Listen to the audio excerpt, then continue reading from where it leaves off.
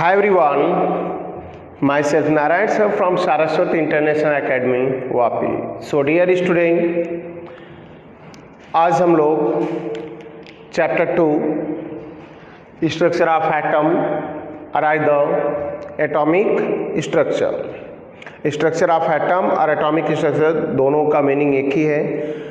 कुछ particular text book में इनके नेम स्ट्रक्चर ऑफ एटम रखे गए हैं, कहीं कहीं राइट किया एटॉमिक स्ट्रक्चर, तो आपको उसमें कोई डाउट नहीं आना चाहिए.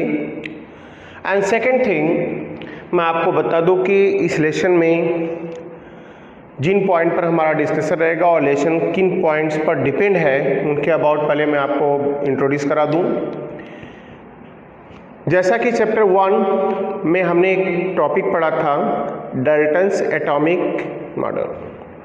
उस एटॉमिक थ्योरी में डाल्टन्स के ये बताया गया, साइंटिस्ट डाल्टन्स ने एक्सप्लेन किया है कि एटम कैसा है, इंडिविजुअल है, मीन्स डिवाइड नहीं कर सकते, क्योंकि एटम वर्ड ग्रीक वर्ड एटोमियो से आया है, मीनिंग जिसका होता है individual in nature.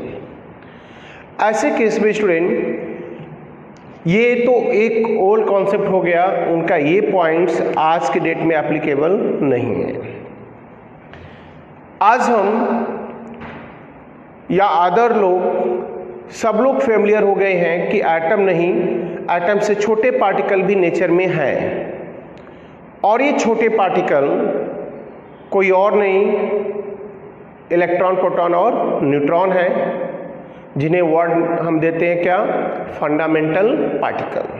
Word fundamental that's indicate means in particle का फॉर्मेशन किसी और के मिलने से नहीं होता. All three particle is independent in nature, ये फ्री है. ये ऑल काइंड के मैटर में फॉर्मेशन में इन्वॉल्व होती हैं, बट इनके फॉर्मेशन में कोई इन्वॉल्व नहीं होता.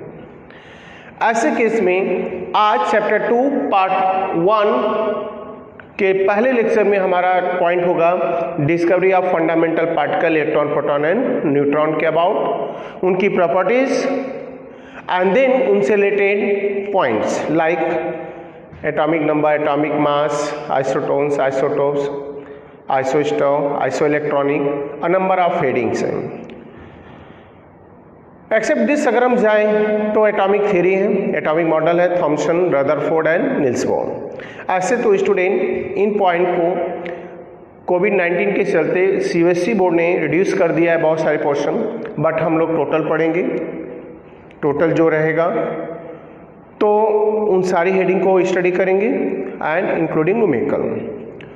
सो बात करते हैं स्ट्रक्चर ऑफ एटम के पहले पॉइंट पर, discovery of fundamental particle. So discovery of fundamental particle में हमने राइट कर दिया electron, proton and neutron. And then so discovery of electron की बात करूं मैं यहाँ पर, पहला फंडामेंटल पार्टिकल है. फर्स्ट ऑफ ऑल मैं आपको ये बता दूं कि साइंटिस्ट माइकल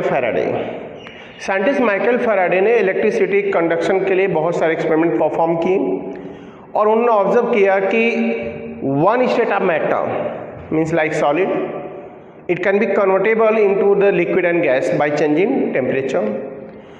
तो साइंटिस्ट माइकल फैराडे ने देखा, ऑब्जर्व किया कि अगर कोई सॉलिड इलेक्ट्रिसिटी कंडक्ट कर रहा है तो कन्फर्म है उसको लिक्विड और गैस में ले जाए तो करना चाहिए, क्योंकि सबका पार्टिकल का नेचर एक ही है. साइंटिस्ट माइकल फैराडे ने इलेक्ट्रिसिटी कंडक्शन का एक्सपेरिमेंट किया सॉलिड में, नो डाउट उनको सक्सेस मिली, लाइक आयरन की रॉड हो गया, एल्युमिनियम हो गया, कॉपर हो गया. फिर उन्होंने कंपाउंड को वाटर का pH 7 हो तो न्यूट्रल होता है, that is insulated in nature, वो इलेक्ट्रिसिटी कंडक्ट नहीं करता. लेकिन उसमें अगर हम फ्यू ड्रॉप एसिड और बेस ऐड कर दे तो उसका मीडियम चेंज होता है, pH लेस देन और ग्रेटर देन 7 होता है, एंड देन वो वाटर इलेक्ट्रिसिटी कंडक्ट करता है, जिसे इलेक्ट्रोलाइट्स बोलते हैं. तो इलेक्ट्रोलाइट्स मतलब लिक्विड भी इलेक्ट्रिसिटी कंडक्ट कर रहा है, सॉलिड भी कर रहा है, उसी की थर्ड फेज है गैस. तो साइंटिस्ट माइकल फैराडे ने गैस में इलेक्ट्रिसिटी कंडक्शन के लिए एक्सपेरिमेंट परफॉर्म किए, बट उनको कोई सक्सेस मिली नहीं. देन उनके बाद आगे साइंटिस्ट, नेम है आपका Julius Plucker. Scientist Julius Plucker ने वही एक्सपेरिमेंट को परफॉर्म किया कि गैस में इलेक्ट्रिसिटी क्यों कंडक्ट नहीं हो सकती जब उसी का liquid and solid phase conduct करता है। तो मैं आपको एक बता दूं कि डिस्कवरी ऑफ इलेक्ट्रॉन एक कोइंसिडेंट है साइंटिस्ट की लाइफ की। तो यहाँ मैंने राइट भी किया है कि the nature and existence of electron is related to the experiment of conduction of electricity in gas. So that's clear है कि कंडक्शन ऑफ इलेक्ट्रिसिटी या sorry either discovery of electron now related to the conduction of electricity in gas phase student. So जो मैंने points बताया I hope आपको समझ में आ रहा होगा। एंड देन बहुत सारे पॉइंट्स होंगे जिनको राइट नहीं कर सकते, थियोरेटिकल पार्ट में आपको समझाऊंगा, आपको केयर करना है, आपको राइट डाउन करना है। तो आप केयरफुली सुनेंगे और सुनकर कुछ को राइट करेंगे। मैंने यहाँ पर पॉइंट्स कुछ दिए हैं और मैं आपको बता दूं कि ये एक जो ट्यूब हमने यहाँ पर फॉर्म किया है, इसे हम वर्ड देते हैं क्या, डिस्चार्ज ट्यूब। अब डिस्चार्ज ट्यूब क्या होती है, कंप्लीट वैक्यूम हमने क्रिएट कर दिया यहाँ पर, clear.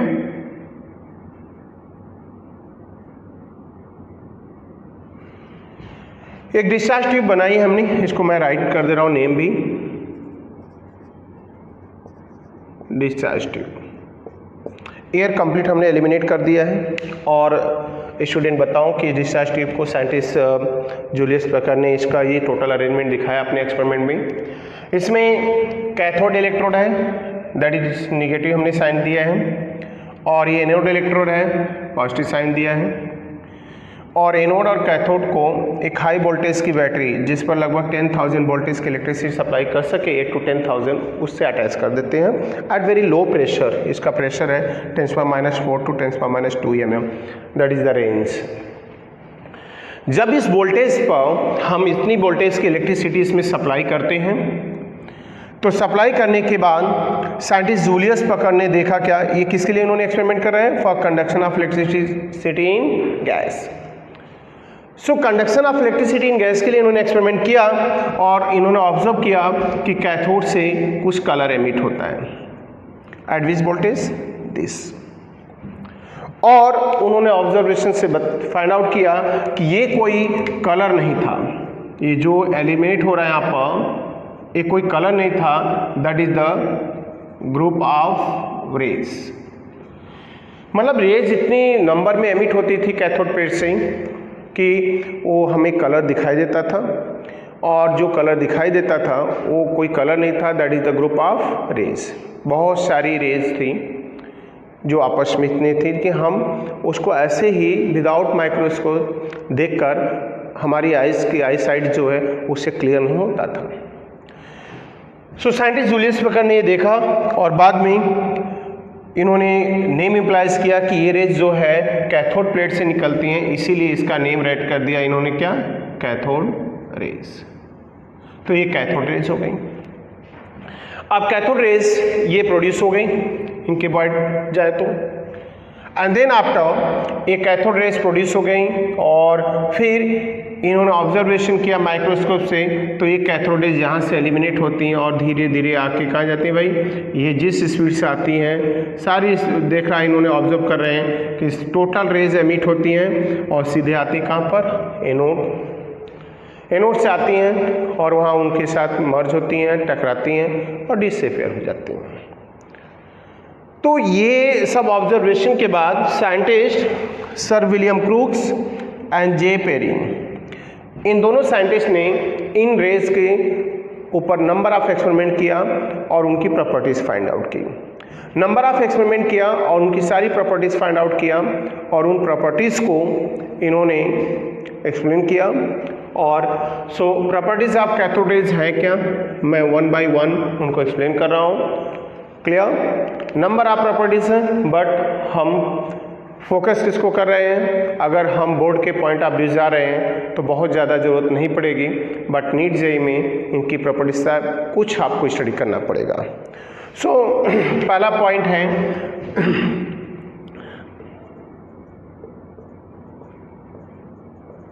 They are travel in straight line. पहला पार्ट है इसका कि cathode rays always straight line में ट्रेवल करती हैं। अब इस पॉइंट को अगर हमें समझाना है तो हम क्या करेंगे, तो साइंटिस्ट देखो मैं प्रॉपर्टीज वहाँ लिखूंगा, डायग्राम से समझाऊंगा पॉइंट्स को कि ये स्ट्रेट लाइन में ट्रेवल करती हैं, तो फिर कैसे हम प्रूव करेंगे। तो स्टूडेंट क्या करना, जैसा मैंने बताया कैथोड रेज यहाँ से मीट होती हैं, सीधे यहाँ आती हैं। तो साइंटिस्ट जूलियस ब्रकर ने बीच में एक ऑब्जेक्ट प्लेस कर दिया, इनट्रांसपेरेंट, इनविजिबल, जो ऐसी ऑब्जेक्ट रखा जिसको ये रेज क्या करें, क्रॉस न कर पाए। तो यहाँ पर इसका बैक साइड क्या बनता है, इसका बैक साइड बनता है इसका शैडो, ये हो गया शैडो। तो आप समझ सकते हो जब सनलाइट की डायरेक्शन में हम खड़े होते हैं तो बैक साइड हमारी शैडो बनती है जो डिटेक्ट कर रहा है, क्योंकि ये जिगजैग नहीं चलती, अदरवाइज हम से टकराने की वजह पीछे से घूम के निकल जाती है, शैडो नहीं बनती। तो किसी भी ऑब्जेक्ट को किसी भी लाइट ऑफ सोर्स के सामने रख दें, बैक साइड उसका शैडो बन रहा है, दैट इज द प्रूफ है ये क्या कि particle of the light now travel in straight line, this one. So first properties is prove and second का पॉइंट है कि अगर ये ट्रेवल इन स्ट्रेट लाइन है और then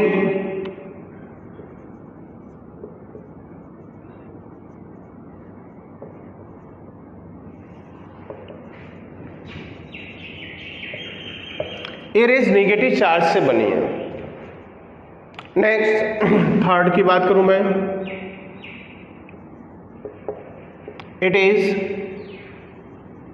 deflected in electric and magnetic field. ये इलेक्ट्रिक और magnetic field में डिफ्लेक्ट होती है। अब इन दोनों का प्रूफ मैं आपको दे रहा हूं। पहला पॉइंट, अगर हम इस एक्सपेरिमेंट को देखें, सो पॉइंट्स की बात कर रहा हूं मैं, इस एक्सपेरिमेंट को देखें मैं तो मैंने ये आपका बताया था कि स्ट्रेट लाइन में ट्रेवल करती, उसके बाद अगले पॉइंट्स पर जाता हूं मैं जो प्रूफ करना है हमें second and third properties. Second and third properties की बात करूं मैं तो अब साइंटिस्ट जूलियस का विलियम क्रोक्स ने बीच में ही एक ऐसा magnetic field, electric field generate कर दिया by placing what is anode plate, और उन्होंने देखा कि जो रेज यहाँ से मिट होकर कहाँ जाती थी, सीधे ही एनोड पर जाती थी। अब वो कहाँ जा रही हैं, वहाँ न जाकर बीच में ही जो हमने इलेक्ट्रोड प्लेस किया है, कौन सा, एनोड, उस पर ही आके वो क्या कर रही हैं, टकरा रही हैं, तो अपने रूट से हट रहे हैं। That is called what is deflection. तो डिफ्लेक्ट होने के बाद ये कहाँ जा रही हैं, ये जा रही हैं एनोड पर। एनोड पर जाने का मतलब हो गया कि अपने रूट से हट रही हैं, that is the deflection in electric and magnetic field. And second point में देखें तो they are made up of what is negative charge. ये नेगेटिव चार्ज से है, इनके पास है, और ये प्रूफ कैसे होता है, क्योंकि ये कैथोड नेगेटिव इलेक्ट्रोड से निकलने के बाद सीधा कहाँ जा रही हैं, एनोड पर जा रही हैं। Next point, it is travel with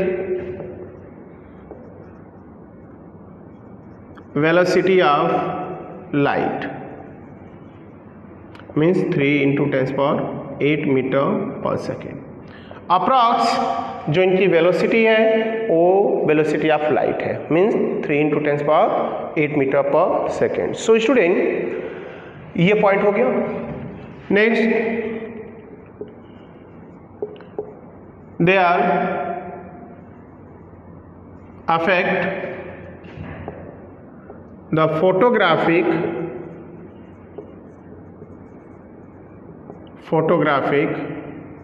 plate. ये फोटोग्राफिक प्लेट जो होती हैं उनको अफेक्ट करते हैं। फोटोग्राफिक प्लेट क्या होती है स्टूडेंट, आपको शायद नहीं पता हो, जैसे ये सिल्वर हाइलाइट, सिल्वर क्लोराइड्स, इनकी कोटिंग की हुई फिल्म होती है जिसे फोटोग्राफिक प्लेट बोलते हैं। तो फोटोग्राफिक प्लेट को अफेक्ट करता है, अगर उससे टकराते हैं तो उसे ब्लैक कर देते हैं सिल्वर कलर से। Next point, it is produce heat energy on collision with matter. किसी भी सब्सटेंस से टकराती हैं लाइक मेटल या एनीथिंग, तो उस पर क्या होता है, हीट एनर्जी प्रोड्यूस होती है। तो ये पॉइंट्स हैं। नेक्स्ट प्रॉपर्टीज की बात करूं मैं यहाँ पर, तो it has a definite mass, इनका अपना एक डेफिनाइट मास होता है। Reason, because it set in motion to the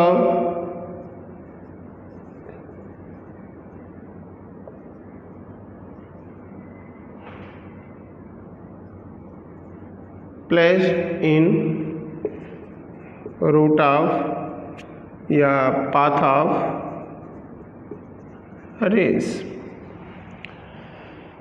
इनकी अदर प्रॉपर्टीज है कि ये डेफिनाइट मास रखती हैं।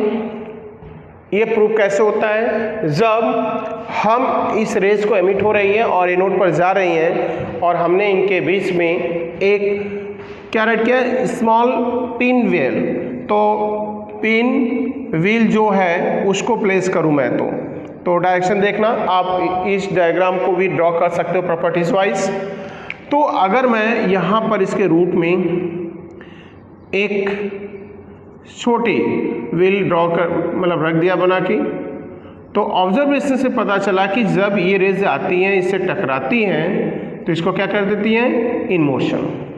मोशन में लाने का मतलब फोर्स अप्लाई कर रहे हो आप किसी चीज़ को, भाई मोशन लाना तो हम क्या करते हैं, फोर्स अप्लाई करते हैं। और जब फोर्स अप्लाई करेंगे तो आपको समझ में आना चाहिए स्टूडेंट कि इसका अपना मास होगा, क्योंकि हम पढ़ेंगे फिजिक्स में F is equal to M A, force is equal to mass into acceleration due to the gravity. मतलब अगर किसी में मास नहीं है तो कंफर्म है कि वो किसी चीज़ को मोशन में नहीं ला सकता, मतलब वो फोर्स में कन्वर्ट नहीं हो सकता। तो ये प्रॉपर्टीज हो गई। And then number of properties और हैं, लेकिन हम बात कर रहे हैं बोर्ड के अकॉर्डिंग जा रहे हैं, तो दैट इज एनफ प्रॉपर्टीज आपको समझने के लिए। तो नेगेटिव कैथोड रेज हैं क्या, नेगेटिव चार्ज पार्टिकल से बने, इलेक्ट्रोमैग्नेटिक फील्ड में डिफ्लेक्शन होता है, स्ट्रेट लाइन में ट्रेवल करते हैं, डेफिनाइट मास होता है, फोटोग्राफिक प्लेट को अफेक्टेड करती हैं, किसी मैटर से कोलाइड होती हैं, तो देन हीट एनर्जी प्रोड्यूस करती हैं।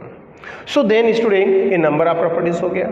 देन आफ्टर मैं आपको बता दूं यहाँ पर कि आए साइंटिस्ट स्टोनी।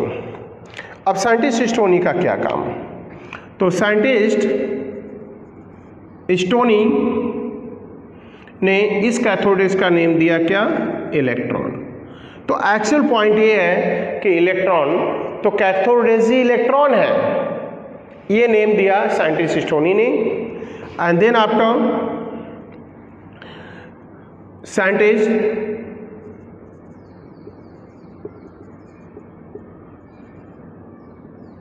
मिल्कन,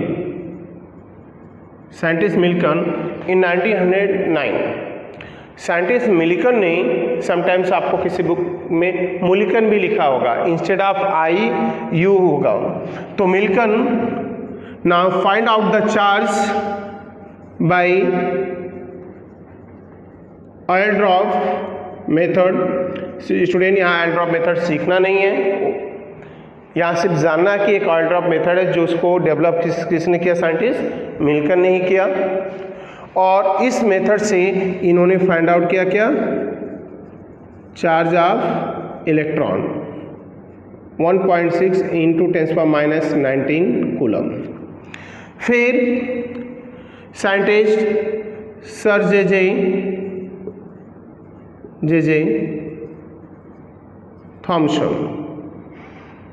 थॉमसन ने 1897 में इसका मास फाइंड किया बाई E/m रेशियो, और इन्होंने बताया कि 9.1 इंटू 10⁻³ kg।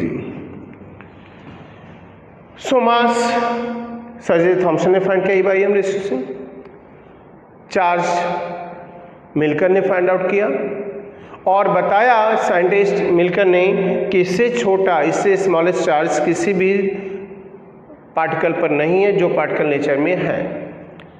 मतलब ये सबसे लाइटेस्ट पार्टिकल है फंडामेंटल पार्टिकल में, और चार्ज के बेस पर और मास के बेस पर भी। आफ्टर दिस इतने नंबर ऑफ साइंटिस्ट ने पार्टिसिपेट किया, यहाँ पर इनका कुछ ना कुछ रोल रहा है, but you know total credit of discovery of electron now goes to the sir J Thomson. Why, what a reason behind this? इनका एक स्टेटमेंट। आफ्टर दिस इतने सारे पॉइंट्स के बाद साइंटिस्ट सर जे थॉमसन ने एक वर्ड यूटिलाइज किया कि electron is a fundamental particle of the all kind of matter and having smallest negative charge. What is this? मैं राइट नहीं करा रहा हूं, मैं इसको समझा रहा हूं, थियोरेटिकल पार्ट है स्टूडेंट, आप खुद से राइट करेंगे। क्या, क्यों क्रेडिट गई थॉमसन को? इन्होंने बताया कि electron is a smallest particle of the all matter having smallest what is negative charge, so it is called fundamental particle. इनका साइज जो था अप्रॉक्स पर -13 मीटर, जो एटम के साइज से काफी छोटा था। इस डिस्कवरी के बाद डायमीटर साइज फाइंड आउट करने के बाद इलेक्ट्रॉन का क्लियर हो गया कि एटम क्या है, डिविजिबल है। तो 1897 में इलेक्ट्रॉन की डिस्कवरी का सारा प्रूफ दे दिया गया और ये क्रेडिट किस हो गई, सर जे थॉमसन को। सो फर्स्ट फंडामेंटल पार्टिकल की हिस्ट्री ये रही। अब हम इसी में बात करेंगे सेकेंड फंडामेंटल पार्टिकल, क्योंकि उसका डिस्कवरी कोई डिफरेंट प्रॉपर्टीज और सारी चीज़ें नहीं है, इसलिए मैं साथ में बता देना चाहता हूँ। सो डिस्कवरी ऑफ प्रोटॉन, मैं आपको बता दूं कि सारे डायग्राम सब कुछ यही रहेंगे। यही एक्सपेरिमेंट को परफॉर्म किया, आगे बढ़ाया साइंटिस्ट गोल्डस्टीन ने। तो मैं आपको बता दूं यहाँ पर, अब ये सारे एक्सपेरिमेंट हो गए यहाँ पर, अब इसी एक्सपेरिमेंट को आगे बढ़ा रहे हैं।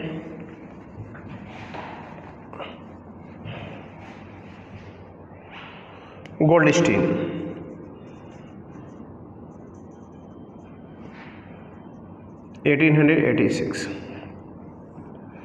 साइंटिस्ट गोल्डस्टीन आए और इन्होंने ये जो डिस्चार्ज ट्यूब बनाई गई है, इसमें उन्होंने ऑब्जर्व किया भाई एक नई, मतलब कह सकते हो कि क्रांति आ गई structure of atom, structure of matter के लिए, क्योंकि पहले डाल्टन्स को, तो इन्होंने क्या किया, बीच में एक ऑब्जेक्ट प्लेस कर दिया, मतलब इस ट्यूब को कंप्लीट क्लोज कर दिया।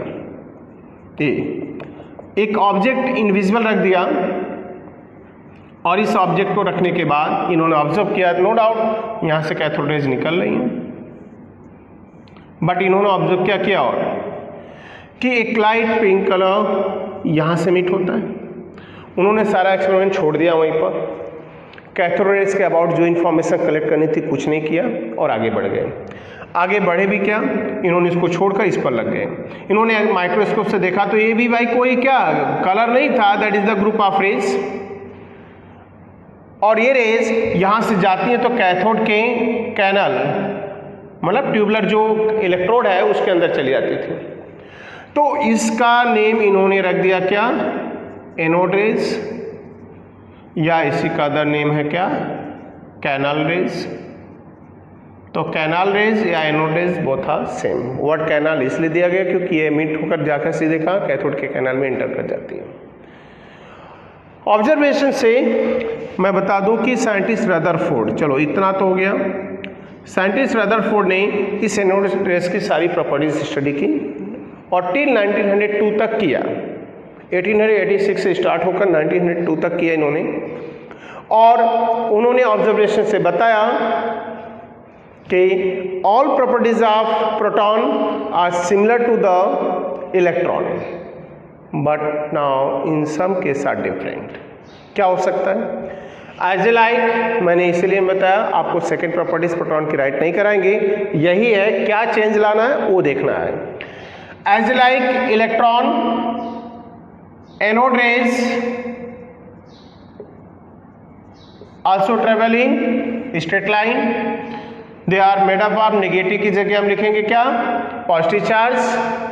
It is deflected in electric magnetic field, that's is right, but after deflection cathode rays कहाँ टकराती थी, एनोड प्लेट पर, बट एनोड कहाँ टकराएगी, कैथोड पर, that is the both is same deflected, but direction of deflection क्या है, different है। कैथोड रेज जा रही कहाँ, एनोड पर, एनोड रेज कहाँ जाएगी, कैथोड पर, समझ सकते हो स्टूडेंट। एंड देन इसलिए हमें एक याद करके दूसरे को कर सकते हैं, and it's what is travel with the velocity of light, it is also travel but now is slow, थोड़ी स्पीड इसकी कम है क्योंकि इसका मास ज़्यादा है आपका। And it is also affect the photographic plate, A to Z properties पाई are similar, it is produce heat energy, right है, कोई चेंज नहीं। And it has definite mass because it set in the motion, similar properties है, इसमें भी कोई change नहीं होगा। ये भी स्मॉल क्या करते हैं, थिन फॉयल को पेनिट्रेट कर देते हैं, कैथोड रेज भी और एनोड रेज भी, कुछ चीज़ हमने राइट नहीं कर रहे, समझा रहे हैं, बता रहे हैं स्टूडेंट। एंड देन आगे की कहानी की बात करें तो सारा क्रेडिट स्टोनी को ही जाता है, लेकिन इस पर बिथल्ड है, मैं इस पर बोलूँगा। और कि ये जो डिस्कवरी ऑफ इलेक्ट्रॉन है, मोस्ट ऑफ जगह ऐसा दिया है, मैं खुद मुझे पता है, जब हम लोगों ने 6, 7, 8 में पढ़ा तो उस समय हम लोगों के टेक्स्ट बुक में इलेक्ट्रॉन डिस्कवरी किसने किया, सर जे थॉमसन ने 1897 में। प्रोटॉन रदरफोर्ड को क्रेडिट देता है, कहीं कहीं लोगों ने रदरफोर्ड को रखा है, कहीं कहीं गोल्डस्टीन रखा है, गोल्डस्टीन ने बहुत सारी बुक में रखा है, बहुत जगह स्टेट में मुझे पता है। हम बात करें कुछ पर्टिकुलर स्टेट या अदर कंट्री में तो आज भी वहाँ पर इस पर डाउट है, क्यों, क्योंकि प्रॉपर्टीज बताया रदरफोर्ड ने, गोल्डस्टीन ने एक्सपेरिमेंट स्टार्ट किया। पहला फंडामेंटल पार्टिकल इलेक्ट्रॉन है, सेकंड फंडामेंटल पार्टिकल क्या है, प्रोटॉन है। सो स्टूडेंट आप समझ सकते हो कि अगर सेकंड फंडामेंटल पार्टिकल प्रोटॉन है तो उसका टाइम क्या होना चाहिए था, 1897 में इलेक्ट्रॉन की डिस्कवरी हुई और 1886 में proton, how is this possible. तो कहीं कहीं इस पर थोड़ा डाउट है, but student according to NCERT हम गोल्डस्टीन ही रखेंगे। कहीं कहीं इसके लिए फेमस पॉइंट है, मैं एक हिंदी वर्ड बोलना चाहता हूँ सेंटेंस, जिससे आपको हम लोगों को ऐसी चीज़ें थी और सिखाई गई, इसलिए तो ये discovery of electron proton neutron किसी एग्जाम में नहीं पूछता जल्दी, जो पार्टिकुलर स्टेट में जो टेक्स्ट बुक चल रही जहाँ जो दिया उसके अकॉर्डिंग पूछ सकता है। एंड देन आफ्टर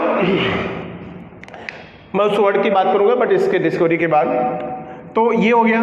फिर इन्होंने साइंटिस्ट गोल्डस्टीन ने बताया चार्ज, जब चार्ज की बात आई तो बताया गया कि प्रोटॉन और इलेक्ट्रॉन का चार्ज इक्वल है, बट उनके चार्ज डिफरेंट है। इलेक्ट्रॉन पर चार्ज माइनस होता है, इसका होता है क्या, प्लस इंटू 10⁻⁹ कूलम, तो 19 कूलम होता है। फिर इसका मास के अबाउट डिस्कवरी की गई, रिसर्च की गई, वो बताया गया कि मास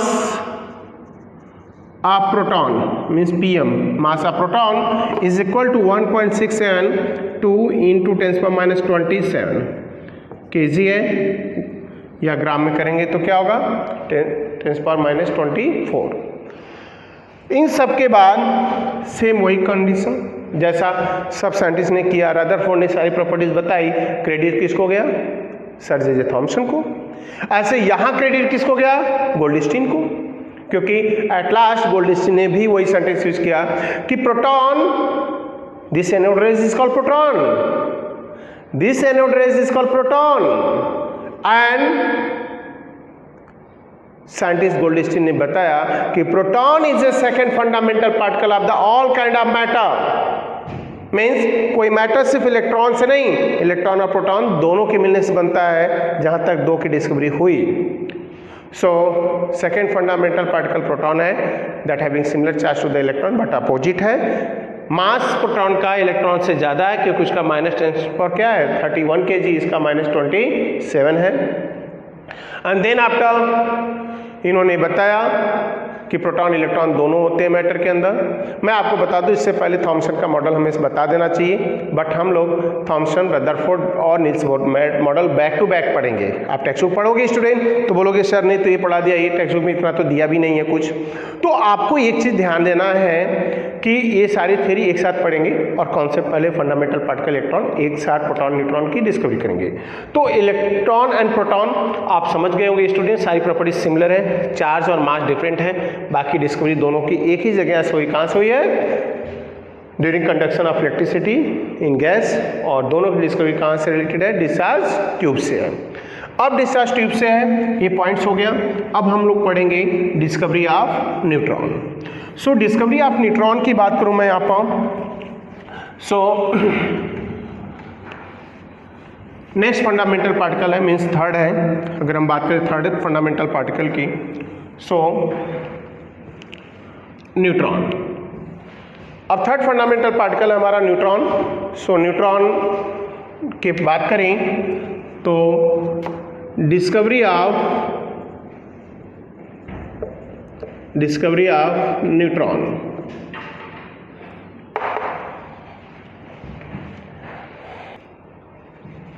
so student third fundamental particle की बात करते हैं after discovery of electron and proton. अब बात करेंगे हम न्यूट्रॉन की।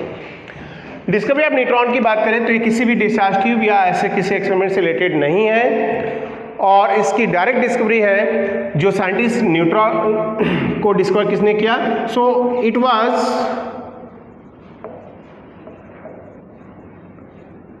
discovered by scientist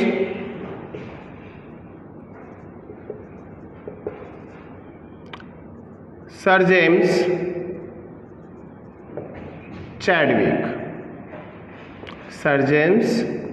Chadwick in 1932 by bombardment of alpha particle at nucleus of, और एटम लिख सकते हैं हम, न्यूक्लियस और either atom of beryllium and boron। So student electron proton की डिस्कवरी के बाद हमने उनकी प्रॉपर्टीज बताई। मैं एक और चीज़ पॉइंट बता दे रहा हूँ, वहाँ राइट नहीं किया है। इलेक्ट्रॉन और प्रोटॉन, इलेक्ट्रॉन एक्सरे प्रोड्यूस करती हैं by collision with matter, and then उन पॉइंट को करेंगे अभी, बट यहाँ बात करते हैं डिस्कवरी ऑफ न्यूट्रॉन की। So it was discovered by scientist Sir James Chadwick in 1932 by bombardment of the alpha particle at the nucleus means atom of beryllium and boron। तो वो रिएक्शन कैसे प्रोड्यूस हुआ देखो यहाँ पर, beryllium 4Be9 that is the atomic number and atomic mass, alpha particle that is denoted by helium nucleus। Student एक चीज़ बता दूं मैं, अल्फा पार्टिकल को दिस अल्फ़ाबेट से डिनोट करते हैं और equal to the helium nucleus, मतलब हीलियम ही अल्फा पार्टिकल ऐसा कर सकते हो क्योंकि दोनों का चार्ज सेम है। हीलियम से 2 इलेक्ट्रॉन निकाल दे तो हीलियम से 2 इलेक्ट्रॉन निकालने के बाद इस पर +2 आता है और अल्फा पर भी +2 चार्ज है, तो दैट्स क्लियर है, इसलिए दोनों सेम है। अल्फा किसी एटम से निकलता है तो उसके मास में 4, नंबर में 2 के रिड्यूस हो जाता है, तो इसका नंबर 2 और मास 4, इसलिए हम अल्फा की जगह ये डिनोट कर सकते हो, या ना समझ में आए तो अल्फा डिटेक्ट कर सकते हो। अब इसका बम्बार्डमेंट मतलब इसको टकराने देते हैं, जब टकराया तो 4 to 6 आप समझ गए होंगे कार्बन बन गया, मीन्स अल्फा पार्टिकल बेरिलियम से कोलाइड होकर कोलिजन के बाद कार्बन कन्वर्ट हो रहा है और कार्बन का मास होता है 12, बट यू नो दोनों के मास ऐड करें तो 9 4 13 होता है, तो 1 मास यूनिट जो होता है that is converted in this, और ये जो पार्टिकल निकल रहा है यहाँ पर इसी का नेम हम क्या राइट करते हैं, neutron.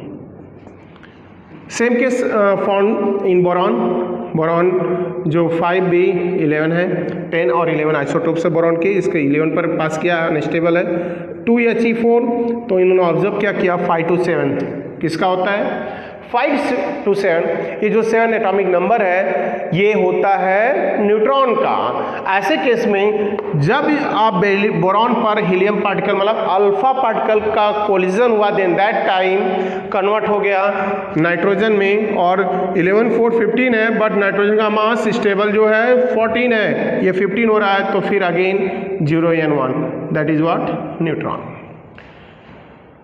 So neutron fundamental particle, third fundamental particle discovered by scientist Sir James Chadwick in 1932 by bombardment of the alpha particle at the nucleus of beryllium and boron. And you know student, अब इसकी properties की बात कर लेते हैं. तो properties मैं right नहीं करूँगा, सारी चीज़ें एक्सप्लेन कर दे रहा हूँ. अगर हम बात करें प्रॉपर्टीज की, तो न्यूट्रॉन की भी प्रॉपर्टीज सिमिलर लाइक कर सकते हो प्रोटॉन है, बट कुछ डिफरेंट है. क्या डिफरेंट है?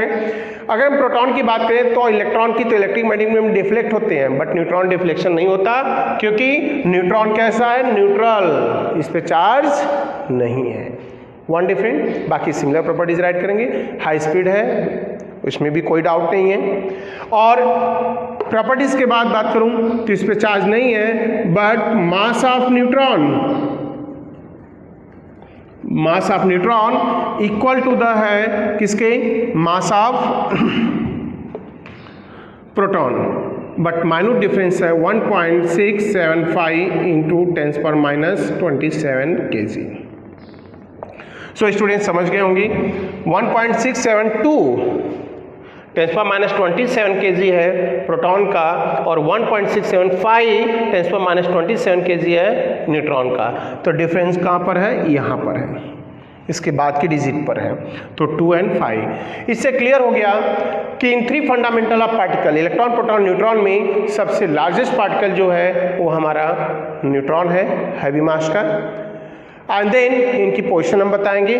तो इन तीनों फंडामेंटल पार्टिकल की डिस्कवरी के बाद क्लियर हो गया कि 100% क्लियर हो गया atom are divisible.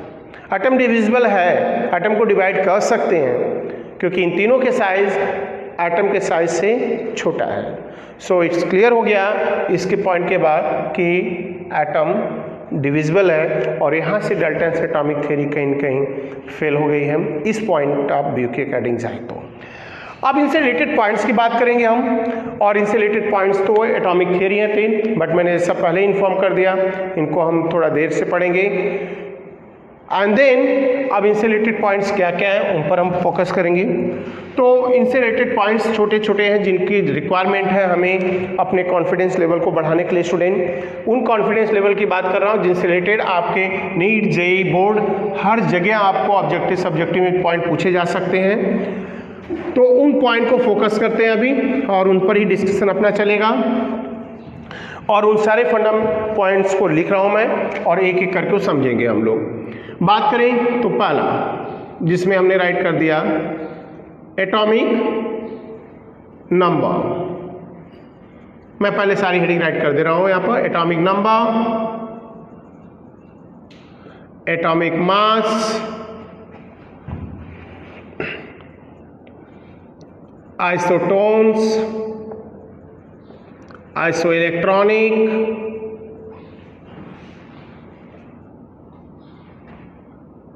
Isoster,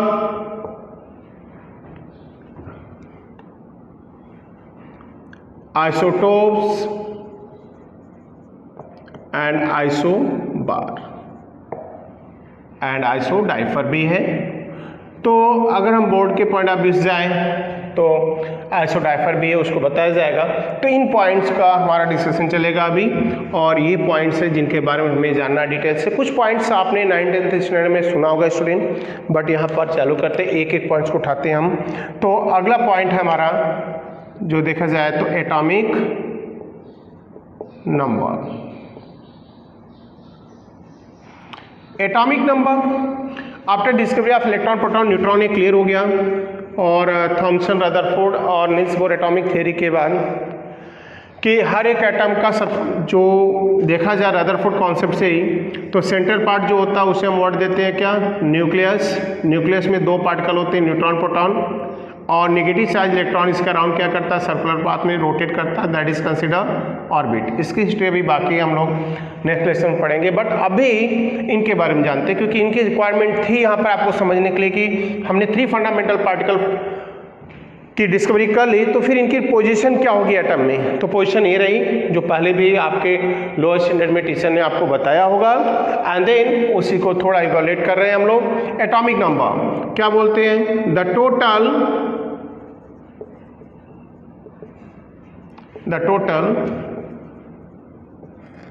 positive charge that present in nucleus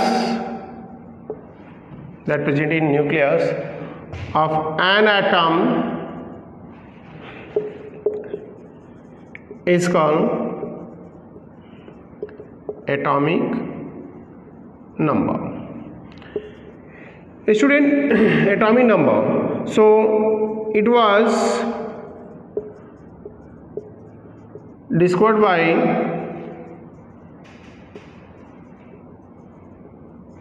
scientist Moseley in 1913. It is denoted by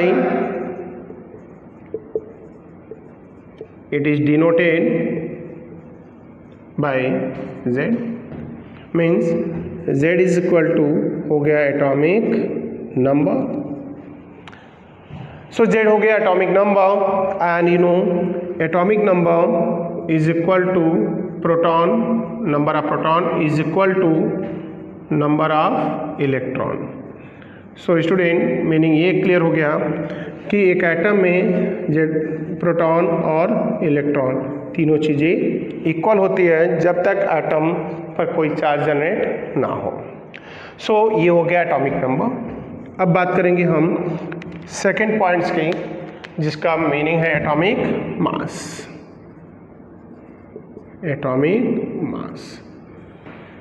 atomic mass का मीनिंग क्या है यहाँ पर, उसके अबाउट जाएंगे। So the sum of total number of proton and neutron present in nucleus of an atom is called atomic mass. So atomic mass का meaning यहाँ पर ऐड करूँ। Atomic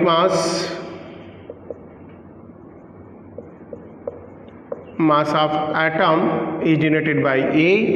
So A is equal to P plus N, means proton plus neutron in a nucleus. But nucleon, एक word यहाँ पर है nucleon, that is also equal to the total number of proton and neutron present in nucleus. So that's clear हो गया कि atomic mass is equal to nucleon. हम ऐसा word utilise कर सकते हैं, किसी एटम का जो न्यूक्लियन है वही उसका एटॉमिक मास होगा, और दोनों का मीनिंग है सम ऑफ प्रोटॉन एंड न्यूट्रॉन। अब इस पॉइंट्स को हम क्या करेंगे, इलेक्ट्रॉन प्रोटॉन को इसको यूटिलाइज करके हमें जैसे न्यूट्रॉन निकालना है स्टूडेंट, न्यूमेरिकल्स पर आएंगे। अगर हमें किसी एटम का न्यूट्रॉन फाइंड करना, उसका एटॉमिक नंबर एटॉमिक मास दिया है, तो हम ये फॉर्मूला यूटिलाइज करेंगे, क्या, नंबर ऑफ, यहाँ पर neutron is equal to A minus P और इधर ए माइनस जेड, क्योंकि प्रोटॉन और atomic number both are same electron, तो इससे न्यूट्रॉन के नंबर भी आप फाइंड आउट कर सकते हैं। इस पर हम छोटे पॉइंट्स न्यूमेरिकल डिस्कशन करेंगे, किसी में इलेक्ट्रॉन प्रोटॉन न्यूट्रॉन कैसे फाइंड करते हैं उसको भी मैं एटलीस्ट एग्जांपल दे देता हूँ आपको। लाइक 11 सोडियम 23 है, नेक्स्ट है 8O 16 ऑक्सीजन है। हमें इनमें क्या फाइंड करना है, इलेक्ट्रॉन प्रोटॉन एंड न्यूट्रॉन। तो मैं बात करूंगा इनका एटॉमिक नंबर। किसी भी एलिमेंट को अगर डिटेल नहीं आपको समझ में आए तो सपोज दैट ये एलिमेंट है डाउन और अप, ये जो बनेगा दैट इज एटॉमिक मास या एटॉमिक वेट भी बोल सकते हो, दैट इज जो बनेगा आपका वो है एटॉमिक नंबर। ओके स्टूडेंट, जो एलिमेंट के अपर साइड जिनकी वैल्यू ज़्यादा वो एटॉमिक मास है, और जो उसके डाउन हम रिप्रेजेंट करते हैं वही एटॉमिक नंबर है। जैसे इसमें देखते हैं, पहले हम उठाते हैं सोडियम 23 को, तो ये एटॉमिक मास हो गया इस रिप्रेजेंटेशन से, ये हो गया एटॉमिक नंबर। तो हम राइट करेंगे Z, एटॉमिक नंबर कितना हो गया 11, प्रोटॉन कितना हो गया 11, इलेक्ट्रॉन कितना हो गया 11। क्यों? क्योंकि यहाँ मैंने लिखा है atomic number equal to proton equal to electron जब तक चार्ज नहीं है स्टूडेंट। सो देन इन पॉइंट्स को हम सिमिलर कंसिडर कर सकते हैं यहाँ से। एंड देन आफ्टर बात करें यहाँ पर तो न्यूट्रॉन, अभी जस्ट अब हमने राइट मेंशन किया यहाँ पर कि न्यूट्रॉन इज इक्वल टू क्या होता है A माइनस P, मतलब A माइनस Z राइट कर सकते हो, मीन्स मास में से नंबर को माइनस करना है बेटा। तो मास में से नंबर को माइनस करेंगे तो हम क्या रिप्रेजेंट करेंगे यहाँ पर A माइनस Z, मतलब 23 minus 11 equal to 12, that is the number of neutron. Same case दूसरे पॉइंट को उठाते हैं, कौन है ऑक्सीजन। ऑक्सीजन 8 और 16 है, तो आप समझ में आ गया होगा कि Z is equal to P is equal to E is equal to 8 हो गया यहाँ पर 8, and then number of neutron is equal to A minus Z, मतलब यहाँ हो गया 16 minus 8 is equal to 8। So neutron के नंबर हो गया 8, इलेक्ट्रॉन प्रोटॉन भी 8 हो गए। And then after atomic number हो गया हमारा, एटॉमिक मास हो गया। अब हम बात करेंगे isotones, isoelectronic, isosters, isotopes, isobar की।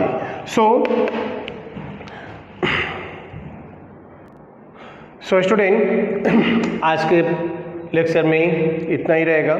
आज हमने जो चैप्टर 1 स्टार्ट किया उसके पार्ट 1 में discovery of fundamental particle electron proton neutron के अबाउट स्टडी किया, एंड देन उससे रिलेटेड कुछ पॉइंट्स पर हमारा डिस्कशन चला, जिसमें 2 इंपॉर्टेंट पॉइंट्स थे, atomic number and atomic mass.